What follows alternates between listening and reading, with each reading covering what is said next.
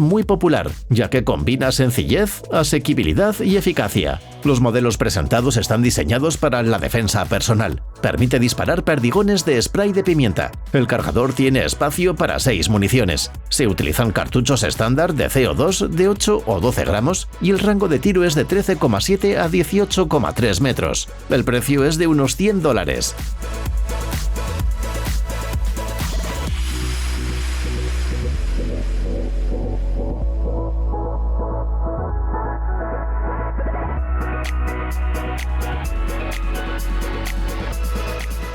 Otra opción para llevar un arma oculta.